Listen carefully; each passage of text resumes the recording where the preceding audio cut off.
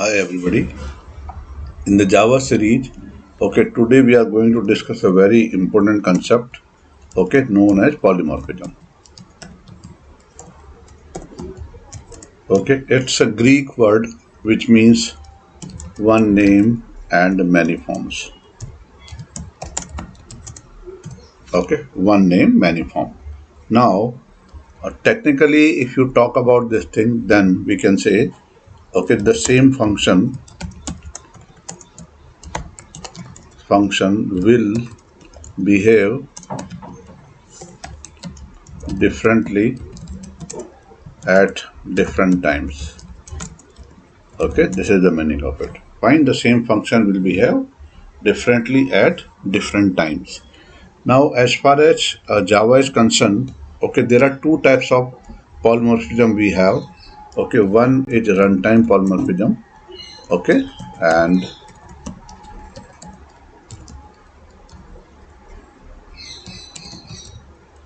another is compile time polymorphism. Compile time polymorphism. Now, what is the meaning of runtime polymorphism? Now, which function to be invoked will be decided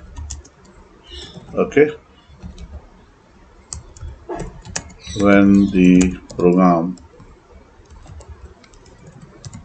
starts running. Fine. So what is the meaning of runtime polymorphism?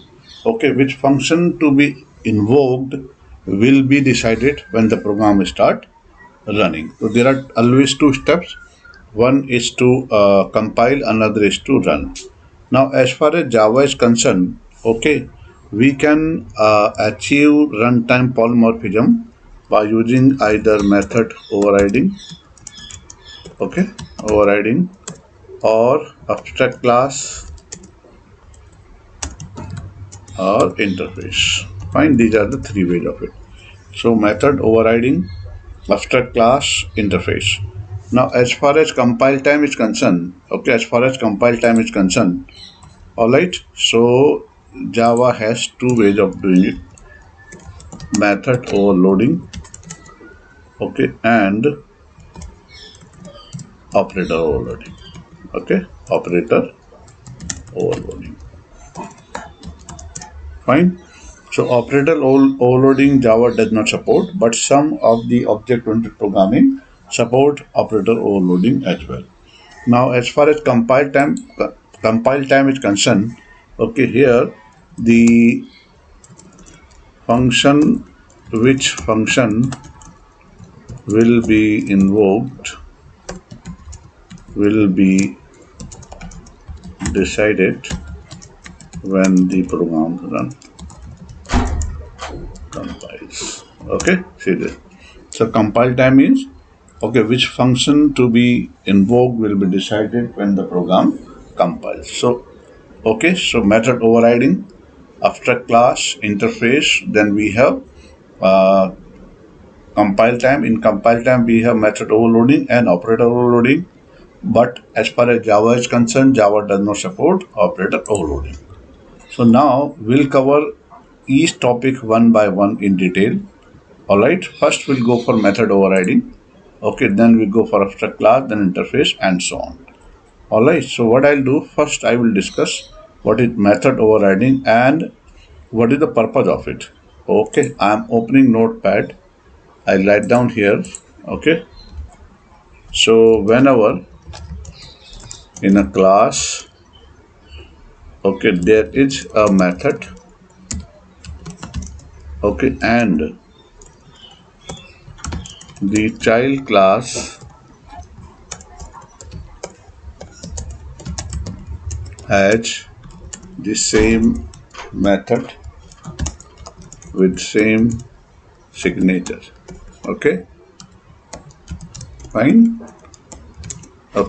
Now whenever in a class there is a method and the child class has the same method with the same signature.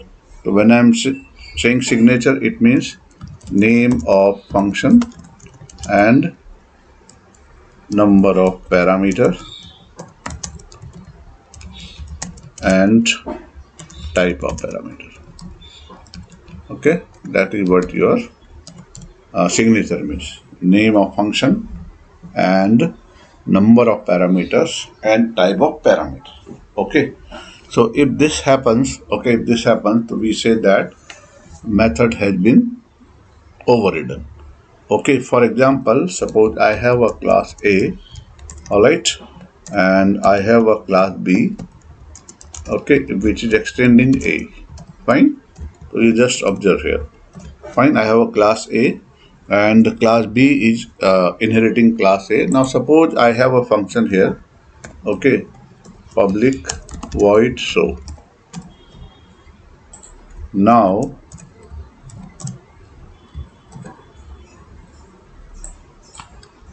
here, okay, this class also having, okay, a function with the same name. Fine, then I can say that this is method is being overridden. But why should we do it? Okay, so I'll just write down here, whenever a child class is having a function which is, okay, available from the parent class, but child class, okay, like to override the method, change the behavior of the function. Okay, so what I've written, whenever a child class is having a function which is available from the parent class, but child class like to change the behavior of the respective function. Okay, so now I'll go to my Eclipse and I'll write down a program to make you understand properly. Okay, then we can discuss what is the property. So you can go from here, new, and just select project. Okay, Java project. Fine. You can give any name, whatever you want. Now, whatever you want, the version of Java. Okay, and just finish it. Okay, you will get it. Fine. Now one. Okay, I hope that is clear up to here. Fine. Now, okay, one second. What name I have given right now? Give me one moment. Okay. Now one. Okay, where is now? This is my program. Okay. Now this is not required right now. So I will just delete this. Okay. And now I'll go to this here. Okay. And see. Either I can directly right click here, just say new and just say class. Okay. And just say main class. You can give any name whatever you want, and I'm just checking it public static void main. Alright. Fine. So the main class, main function will come here. Okay. Now what are we going to do? Okay, see here. I'll write a simple program first to make you understand. Okay, I have public void and cal integer a integer b. So you can see here, fine, I am having a function cal, okay, which is expecting that I should pass two parameters at the runtime. Okay, now I'll try to find out some of them. So I say this and this. Okay, so class A, it has a function cal which is expecting that I should pass two parameters at the runtime. Okay, now there is a class, okay, class B, which is extending it. Okay, now as we have already done inheritance, it means class B will be able to access this also, correct? So what I'll do here, okay, just this is my main.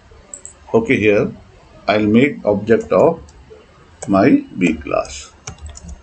Okay, that is B. Fine. Now I say ob dot cal. Fine. This, and I say this. Okay, you can pass any data. Okay, I say Java application. You can say 16 is coming. Okay, 4 and 4 is going here, and this is coming. Okay, up to here there is no problem as such. Fine.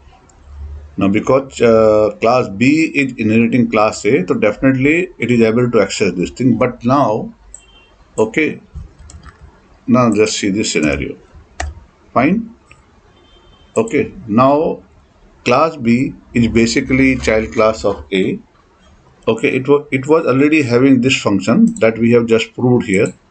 Okay, but now class B is also having a function with the same name, number of parameter also same, okay, and the data type of the parameter also same. But in this class, okay, instead of this, we'll try to do A plus B. Okay, so now class A, which is parent class of it, okay, it is doing multiplication. But now what are we trying to do? We are trying to do addition. Let's assume what will happen. Okay, I will just change this number so that it should be very much clear to you. Okay, I'll try to run this. Okay, 9 is coming. Okay, now please understand. Okay, if you see this code, the answer is coming 9. So understand, this is there and this is there. So now, whenever a child class calls a function which is present in main as well in the main class as well as in the child class, the priority is always given to the child class. Okay, this is something known as method overriding. But why we have done this? Okay, why it is so much required? Because the child class has the capability of changing the behavior which is being inherited from class A. Okay, it means in this example, class B would like to have a function cal, but class B would like to change the behavior of this. Okay, because the requirement in the child class is to have addition, not multiplication. Okay, so we can say the behavior of the function has been changed by the derived class in this example, that is B. Okay, I hope that is very much clear.